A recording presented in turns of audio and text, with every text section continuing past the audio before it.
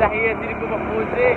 وكاين غير الطبيعه الحمد لله، اجواء راه تبارك الله ناضيه. تحيه خويا اسماعيل اللي كيساهم معنا وكيسالينا. تحياتك اخي عبد الرحيم.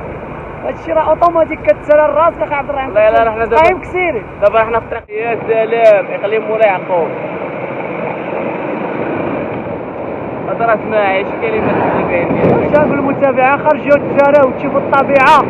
بوجا خرجوا الوليدات. ها الواد وريهم الواد اخي عبد الرحيم. شو الواد تبارك الله كلشي الواد اخوتي.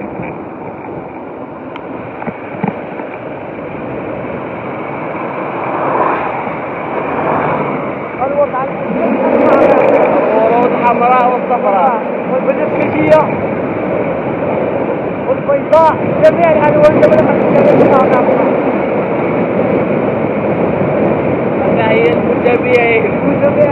هانتوما المتابعين غير تجي في الشانطي كيشيروا لنا الحمد لله. دابا اخي عبد الرحيم راك وريتي كتوريهم بعض. والله العظيم كنبغي المتابعين ديالي والله كما كنت كنبغيهم والله ما نشارك معاهم هاد الاجواء الواعره. راه ماشي سهل اخي عبد الرحيم هكا باش تخرج تصور لهم هادشي. يا باش تهضر راه ماشي سهل.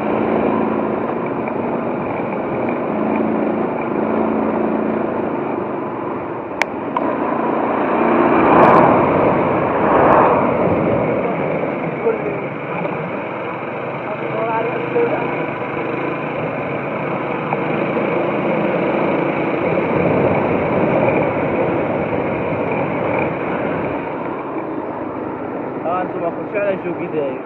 السما تبارك الله حتى هي تشوف فيها شحال زرقاء. شو يجي من الشانطه شو هي مع جنب الشانطه شو على اجواء شو.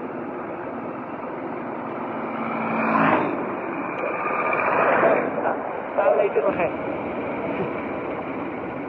انتم اخوتي كنساليكم فابور كنوريكم بلايص. ايوا ما تبخلوش علينا بالجيمات والكومون.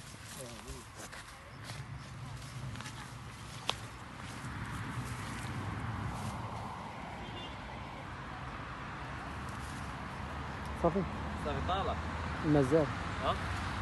لا طلع. لا.